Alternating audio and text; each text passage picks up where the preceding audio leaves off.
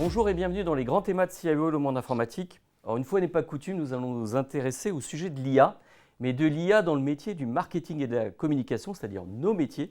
Un peu de voir comment l'IA est en train ou va impacter ces métiers, surtout comment il faut se former, quels sont les nouveaux profils qui vont apparaître, comment le métier ou les métiers en eux-mêmes vont changer. Et pour en parler, j'ai le plaisir d'accueillir en plateau Louis Duroule, qui est directeur pédagogique du MBA Marketing et Communication et Innovation à De Vinci Executive Education. Bonjour Louis, ça fait beaucoup de choses. Exactement, bonjour Olivier, merci pour l'invitation. Alors en fait, vous êtes directeur pédagogique dans une école, on va y revenir, mais vous êtes du métier du marketing puisque vous travaillez, vous êtes directeur associé dans une agence qui s'appelle Pastel. C'est quoi, c'est une agence de communication ? Exactement. Alors, en fait, mon premier métier, c'est effectivement l'agence Pastel. Alors, c'est plus une agence communication qu'une agence marketing. Oui. Même si les métiers de la communication et du marketing, je pense qu'on va en parler, ont de plus en plus, en fait, c'est la tectonique des plaques. Voilà, Oui. sont imbriqués et sont imbriqués parce que justement, les compétences, les missions et les tâches demandées par ces métiers sont de plus en plus les mêmes puisque on utilise les mêmes outils. Mhm. Alors, quelques mots. Donc, vous venez du métier, ce qui est important, c'est-à-dire vous savez de quoi vous parlez, normalement. Le pôle Léonard de Vinci. Donc, quelques mots peut-être sur le pôle, parce qu'il y a plusieurs écoles. Une école qu'on connaît bien, puisque on était partenaires sur nos tours, nos IT tours et nos cybermatinées, puisqu'on a fait les cybermatinées du monde informatique au pôle Léonard de Vinci. Et voilà quelques mots sur les écoles du groupe. Oui, avec plaisir. Donc, le pôle Léonard de Vinci, qui est dont le siège principal est à Nanterre, mais il existe également en région. Il y a notamment une école à Nantes et à Montpellier. Et puis, je pense que l'essaimage va continuer. Il y a 4 écoles au sein du pôle Léonard de Vinci. Il y a une école d'ingénieurs qui s'appelle Les Sylves, une école de commerce qui s'appelle l'EMLV, une école du digital qui s'appelle l'IIM Digital School, et ensuite l'école de la formation professionnelle et la formation continue qui s'appelle De Vinci Executive Education, dont je fais partie. Oui. Et donc le MBA que je dirige au sein de Vinci Executive Education, il s'appelait depuis 1999 MCI, pour à l'origine marketing et commerce sur Internet. Puis on a gardé les initiales pour faire marketing, communication, innovation. Et là, en 2026, en fait, on le renomme. Voilà, c'est aussi la révolution dans notre MBA, puisqu'il va s'appeler marketing digital et intelligence artificielle. Alors vous avez un petit badge, c'est quoi Exactement, c'est un badge, donc c'est un hommage à un de mes collègues qui s'appelle Christophe Danet, qui est responsable de l'axe marketing digital au sein d'une de ces écoles du pôle Léonard de Vinci qui s'appelle l'IIM Digital School. Et en fait, il fait des sketchs, donc il fait des cours en sketch, en dessin, en fixation graphique. Et il faut aussi des badges, et donc ouais, c'est I Love Marketing Digital. Donc merci Christophe de nous fournir des badges toujours plus originaux. Ça permet de vous identifier. Exactement. Voilà. Alors, est-ce que, je dirais, dans l'IT, on parle de green IT et des fois de greenwashing. Est-ce que le fait d'avoir mis de l'IA dans votre formation, c'est juste un changement de nom, c'est-à-dire marketing digital et IA? Est-ce qu'on c'est pas un peu un effet de mode de l'IA washing, si je peux m'exprimer ainsi? Oui, merci pour cette question qui est. Voilà, au moins on rentre dans le vif du sujet. Ouais. Alors, en fait, on a décidé de renommer le MBA Marketing Digital et Intelligence Artificielle pour annoncer la couleur. Et la couleur, ce n'est pas nous en fait qui décidons de le faire, c'est juste que le marché était demandeur. Le marché est demandeur, il est demandeur, et surtout, on va de plus en plus vers pardonnez ce néologisme, mais une IAisation des métiers de la communication et du marketing. Cette IAisation, qu'est-ce que ça veut dire? Ça veut dire que les métiers en tant que tels, l'intitulé des métiers ne change pas. Traffic manager, community manager, responsable marketing, responsable communication, chargé de communication, chef de projet digital, c'est des métiers qui existent depuis 10 ans, 15 ans, 20 ans. Les intitulés ne vont pas changer. Par contre, tout le contenu à l'intérieur… Ce qu'on va demander à la personne. Exactement, les missions, les tâches, vous avez de plus en plus de l'IA. Pourquoi? Je vais prendre l'exemple le plus emblématique, la création de contenu.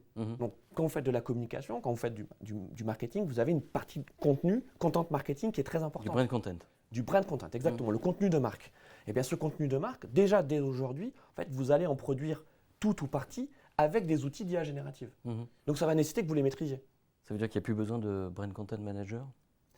Alors, il y aura besoin de brand content manager, mais les brand content managers, en fait, ils vont manager des ressources. Et dans ces ressources, il y a des ressources humaines, des ressources budgétaires et aussi Des ressources IA, des ressources technologiques. On va avoir des personnes augmentées un peu par l'IA, qui vont utiliser l'IA dans leur quotidien. Alors des personnes, ça c'est le plan individuel, mais là aussi ce qui nous intéresse et ce qui vous intéresse vous aussi, parce que vous faites une hagiographie de ce qui se passe en entreprise, c'est sur le plan collectif. C'est-à-dire que l'intégration, l'IAisation de l'individu par ses compétences, c'est ce qu'on fait nous donc, en faisant de la formation. Mais ensuite, comment vous IAisez un service, une direction, une équipe? Là, c'est beaucoup plus compliqué. Alors, vous dites que en fait, les fonctions ne changent pas, l'intitulé reste le même, mais ce qu'on demande à l'intérieur bouge. Alors, on va peut-être voir quand même des dénominations, là, comme directeur marketing digital et IA, c'est des choses qui vont arriver. Qu'est-ce que vous demandez, parce que vous êtes en contact vous avec les entreprises, qu'est-ce que demandent les entreprises? Elles disent, voilà, notamment vous êtes une entreprise comme la nôtre, par exemple, qui peut aller se former chez vous, des entreprises dans l'audience. Qu'est-ce que les entreprises vous demandent aujourd'hui? C'est-à-dire, elles veulent amener de l'IA dans le monde du marketing et de la com, c'est pour ça qu'elles viennent vous voir. Qu'est-ce qu'elles demandent? Quelles sont les fonctions qui sont demandées ou les formations? En fait, je vais reprendre un élément que vous venez de présenter et qui sera peut-être le début du raisonnement. Oui, on va peut-être voir des métiers de responsable marketing digital et intelligence artificielle. Mais ce sera un peu comme notre MBA, en fait, une annonce, une volonté d'aller vers l'IA. Un petit peu comme le marketing est devenu marketing digital, parce qu'aujourd'hui, le marketing, il est quand même majoritairement digital. Il y a encore un peu de marketing opérationnel, bien sûr, mais quand vous parlez de marketing, vous parlez beaucoup de marketing digital. Et ce qui va se passer, ce qui est en train déjà de se passer, c'est que vous allez continuer à parler de marketing digital et vous allez parler de plus en plus d'IA. Donc, je ne dis pas que c'est synonyme, mais c'est quand même connexe. C'est comme le marketing digital qui était sur Internet, qui maintenant est plutôt sur les réseaux sociaux. Voilà. Par exemple, par exemple. Donc, c'est pour ça que je préfère parler d'évolution plutôt que de révolution. Je préfère parler de rupture. Parce que c'est ce qui est en train de se passer. Mais c'est une rupture qui est silencieuse. C'est une rupture qui se fait à pas feutrés. Pour vous, c'est une vraie rupture? C'est une vraie rupture. Et donc, concernant les demandes des entreprises, en fait, les entreprises, elles sont assez claires sur ce qu'elles attendent de l'IA. C'est que ce n'est pas l'IA pour l'IA. C'est qu'est-ce que ça va leur permettre d'atteindre comme objectif.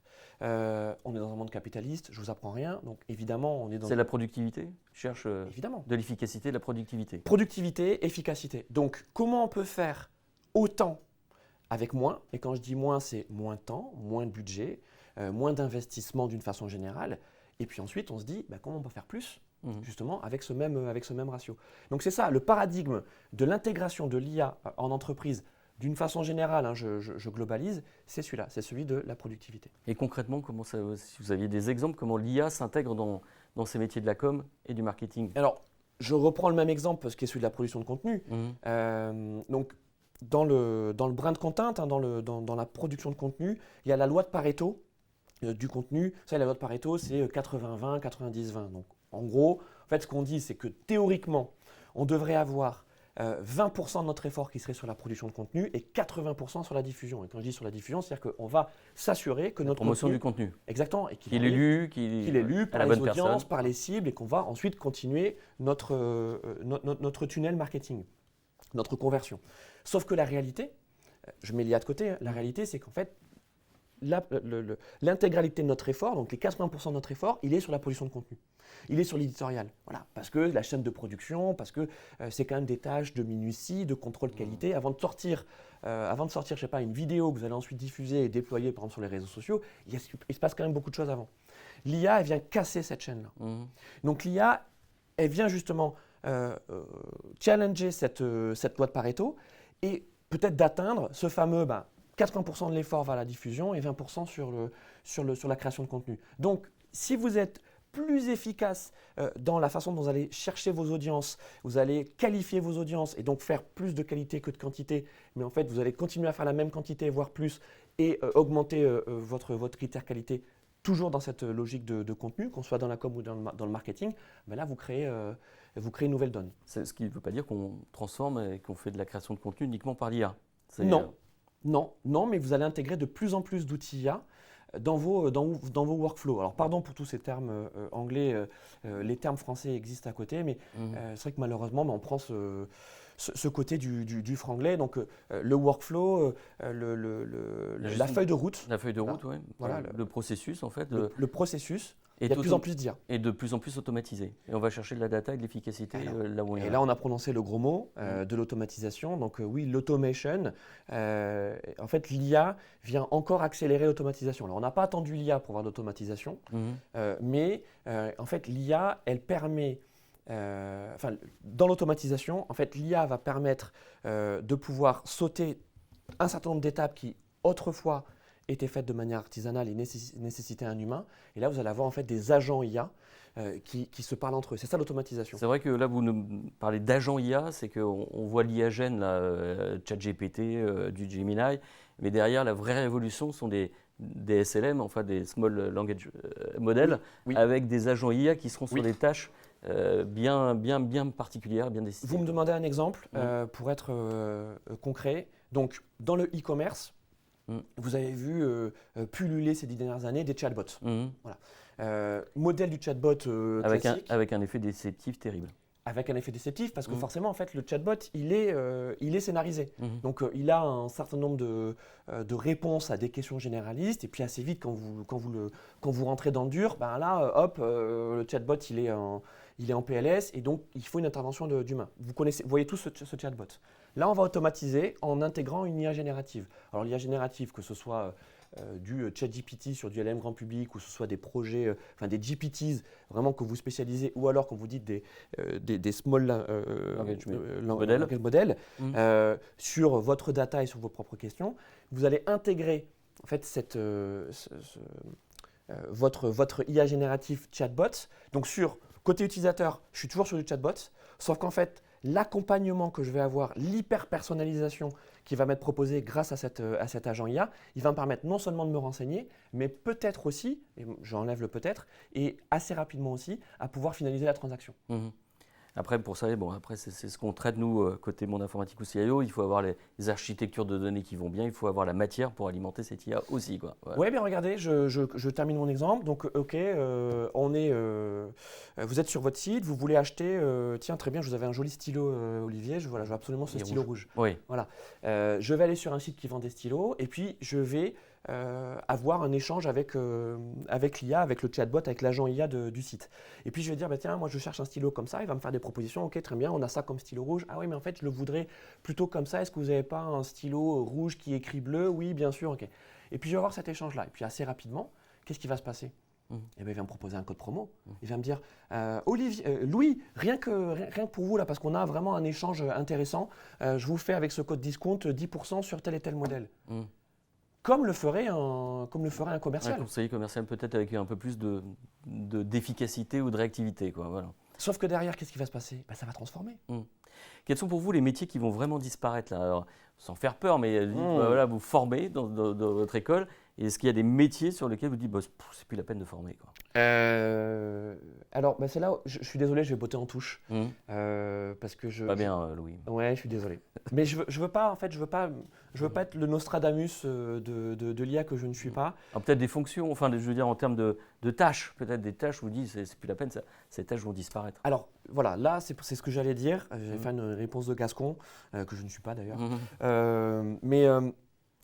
En fait, il faut s'intéresser aux tâches.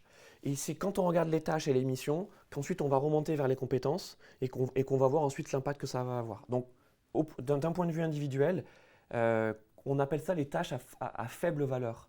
Je sais que c'est péjoratif et volontairement, et de dire ok, très bien, dans mon quotidien, qu'est-ce qui a peu de valeur, qu'est-ce qui a valeur ajoutée, ok, parfait. Le contenu.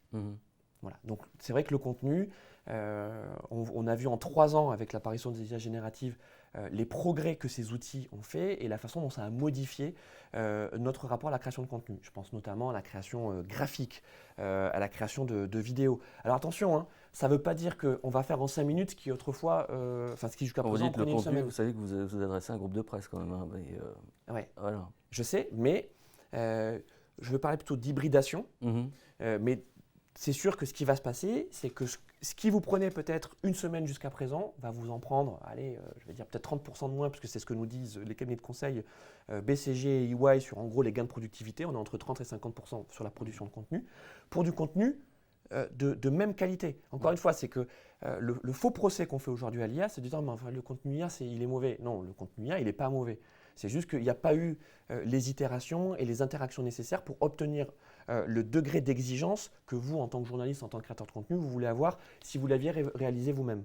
Elle est plutôt là la question. Donc, moi, je veux dire, sur tous les métiers du contenu, et notamment sur la production de ce contenu, qu'on soit sur du contenu textuel, éditorial, graphique, vidéo, je pense qu'il va y avoir de la casse et il va en continuer à en avoir. Et sur les chefs de projet, je dirais marketing, qui suivent des projets, ou vous dans votre agence, par exemple, sur les chefs de projet en tant que communication, il y a des tâches aussi qui disparaissent. Oui, et donc c'est là où c'est intéressant, c'est que, en fait, chef de projet digital, c'est un méta-métier. J'aime bien, c'est quoi un méta-métier?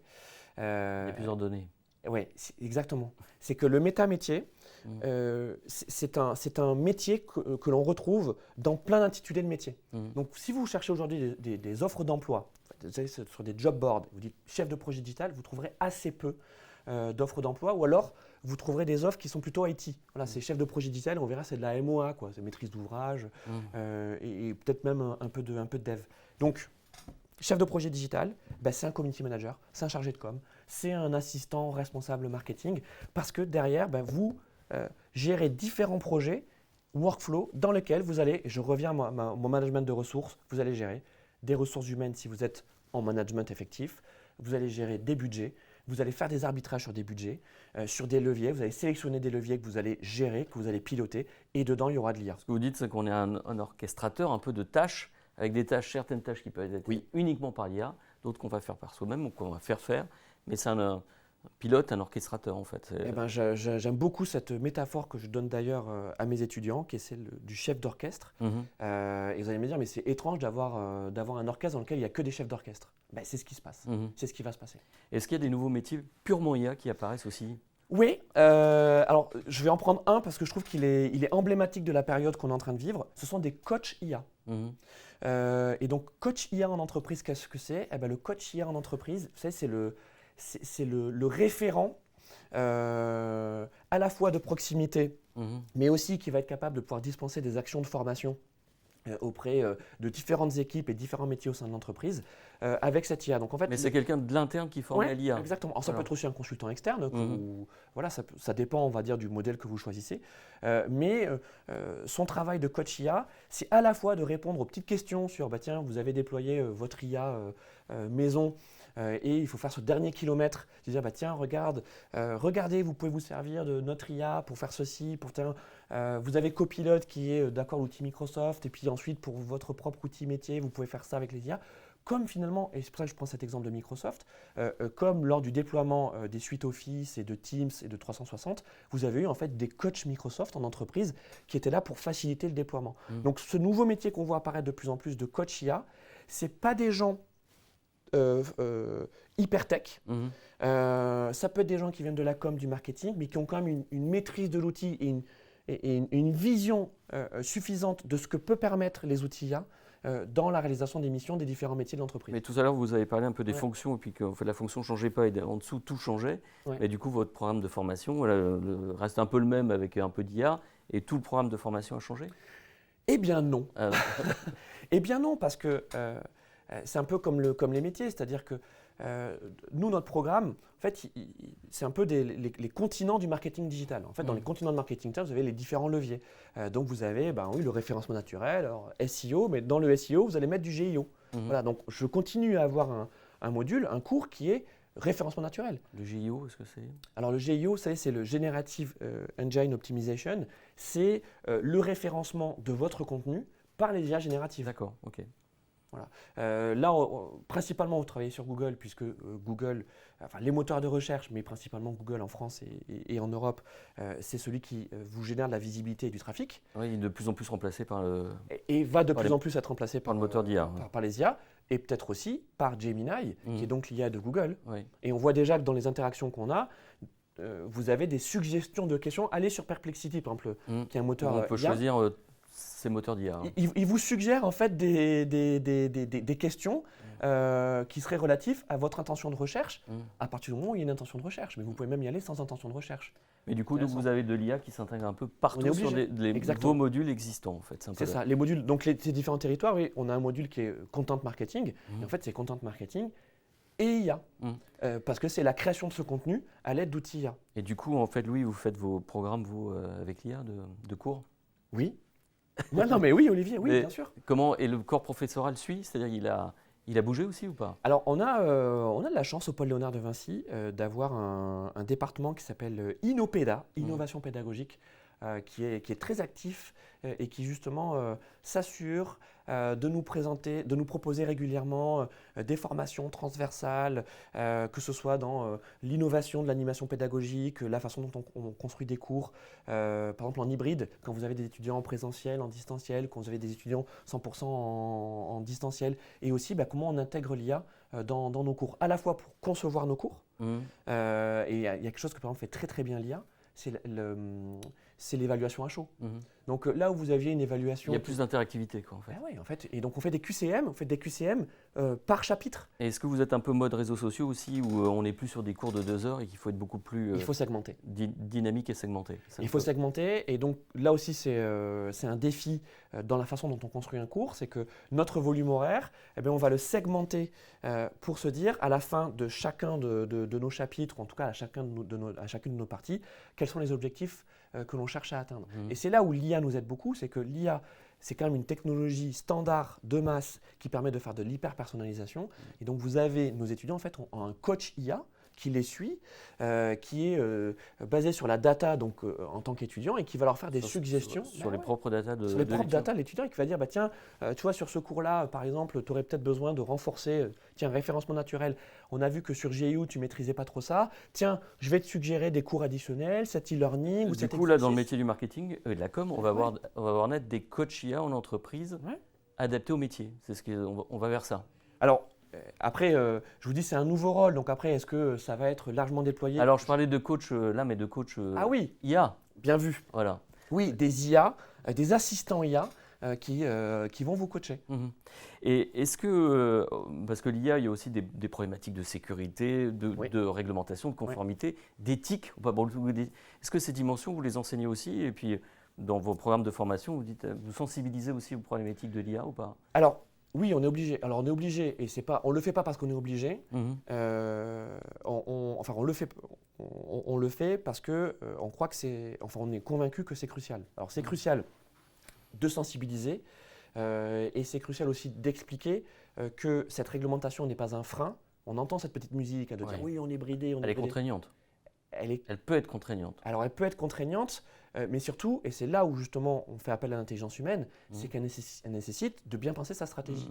Je parlais tout à l'heure du chef d'orchestre. C'est là où on est attendu. En tout cas, nous, on forme des stratèges. Vous allez me dire, oui, oh là là, c'est éculé parce qu'on met de la stratégie partout. Oui, on met de la stratégie partout, malheureusement. Je pense que dans les mots de la communication et du marketing, le mot stratégie, c'est peut-être le mot le plus galvaudé. Sauf que la stratégie, ça correspond réellement à quelque chose.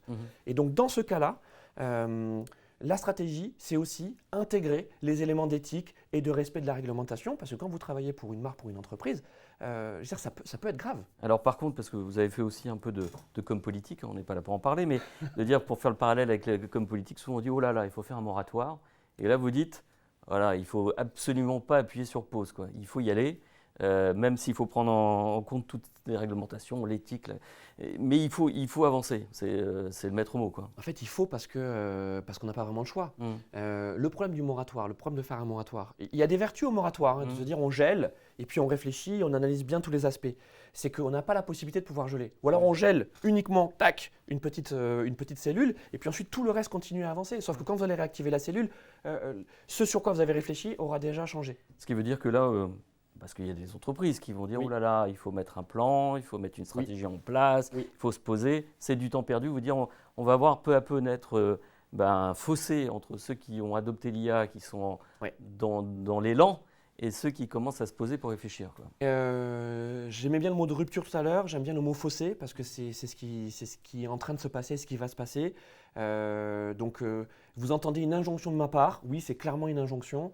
Il faut y aller, il faut foncer. Alors ensuite, comment on le fait? On va dire il y a deux approches. On va dire l'approche, vous avez déjà, je vais prendre un exemple avec le bâtiment, j'aime bien. Si vous avez déjà des infrastructures en place, que votre bâtiment il est ancien, vous allez faire de la rénovation. La rénovation, vous le savez, ça coûte plus cher, ça nécessite plus de temps et souvent vous avez des délais supérieurs à ceux qui étaient estimés au début quand vous avez fait votre plan d'architecte. Mais c'est nécessaire pour avoir un nouveau bâtiment. Si vous êtes prêt à repartir de zéro et donc à avoir une démarche IA native, ben là, ce sera plus facile parce qu'en fait, vous construisez du neuf. Donc, ça va aller plus vite. Je trouve que la bonne façon d'aborder, si vous n'avez pas encore pris ce virage, c'est pas de dire on renverse la table et go, on met de l'IA partout. Non, parce que là, vous prenez un risque. C'est peut-être de faire des POC. Vous savez, les proof of concept, c'est de faire des projets et d'identifier des secteurs, des départements, des services dans lesquels vous pourriez faire ces expérimentations. Après, on le voit dans l'IT, il y a le problématique après du passage à l'échelle, il faut aller au-delà du POC et réussir aussi. Et donc là, Olivier, moi, ce que je dis, c'est que si vous êtes chef d'entreprise, le meilleur service, la meilleure équipe pour le faire, c'est la communication et le marketing. Faites le POC avec ces équipes-là. Alors, si je peux vous demander de vous projeter un petit peu comment vous voyez le futur directeur marketing augmenté par l'IA, c'est quoi une nouvelle fonction du directeur marketing, là, on est en 2025, bientôt 2026, à 5 ans, 4-5 ans? Ok, alors j'ai refusé tout à l'heure de faire le Nostradamus de l'IA, mais… Alors, si on parle peut-être pas de fonction, mais de tâche ou un peu le nouveau rôle. Alors, je vais citer ma source, parce que donc c'est une étude qui a été réalisée par le Syntec numérique, donc le syndicat de la profession, qui a dévoilé cette étude au moment du sommet de l'IA du printemps dernier, donc 2025. Et donc, c'est toute une étude sur les compétences de l'IA, et donc ils sont partis sur un panel, donc ils ont interrogé tous leurs membres, et ils mettent l'accent sur les compétences cognitives, parce que c'est ces compétences-là qui vont permettre de travailler avec l'IA. Donc maintenant, je réponds à votre question. Le directeur marketing dans 5 ans, de 2030, c'est un super généraliste. Donc en fait, il est en maîtrise de la majorité, si ce n'est tous les leviers du marketing digital, donc vous savez, les leviers, les continents dont je vous ai parlé. Et il est capable de pouvoir se spécialiser peut-être dans 2, 3, 4 continents leviers parce qu'ils sont en affinité avec l'activité de l'entreprise. C'est ceux qui vous mobilisent le plus. Et pour pouvoir justement faire cette spécialisation, eh bien, il va travailler avec des IA et donc il aura développé les compétences cognitives qui lui permettra d'identifier les bons outils, de faire les arbitrages nécessaires entre ce qui relève de l'IA et du pilotage de l'IA, mais aussi ce qui va être confié à des humains, pas pour faire plaisir à la dynamique d'équipe, mais parce que ça correspond à des compétences et à des missions et à des tâches qui seront accomplies par des humains. Intéressez-vous à ce qui se passe dans le luxe. Voilà. Le luxe, c'est souvent c'est souvent, on va dire, un étalon-maître de ce qui se passe dans notre industrie, parce que contrairement à ce qu'on pourrait croire, le luxe est une industrie très innovante. Comme dans la mode. Comme dans la mode. Et donc, les industries du luxe, dans la com et dans le marketing, ont été parmi les premières à intégrer justement des outils et des process IA. Ce que vous êtes en train de nous dire, c'est que le fameux mouton à 5 pattes, là, on l'a peut-être trouvé grâce à l'IA. C'est qu'on va avoir un généraliste qui va être capable d'aller dans des domaines bien verticalisés, d'être spécialiste grâce à l'IA. C'est un peu la synthèse. Et même, Olivier, ça ne sera possible qu'avec l'IA. Parce que ce mouton à 5 pattes que les entreprises réclament, et d'ailleurs c'est compliqué, je veux dire, quand vous êtes vous-même professionnel de la com et du marketing, et on vous demande de savoir tout faire, vous avez des demandes de la part du client interne, des services en interne, mais aussi de l'externe, qui fait que vous ne pouvez pas vous démultiplier et vous ne pouvez pas tout faire. Donc c'est compliqué. C'était compliqué. Et le pari de l'IA, le pari de l'intégration de l'IA, à la fois d'un point de vue individuel sur ses propres compétences, mais aussi sur comment on structure une entreprise, une direction, un service, une équipe avec de l'IA, c'est justement de réussir à pouvoir traiter plus de problématiques et mieux.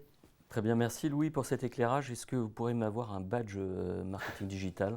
Pourrez-vous me demander on peut redonner son nom? Et c'est Christophe Zanet. Et regardez, en fait, ce que je vais faire. Ah, vous allez me donner? Ouais, oh là là. Je vous le donne parce que Christophe sera d'accord, mais il en fait quand même beaucoup. Il en fait beaucoup. Voilà. Merci Donc beaucoup. le petit badge marketing digital. Merci pour ce cadeau, je vais le mettre. Merci à vous.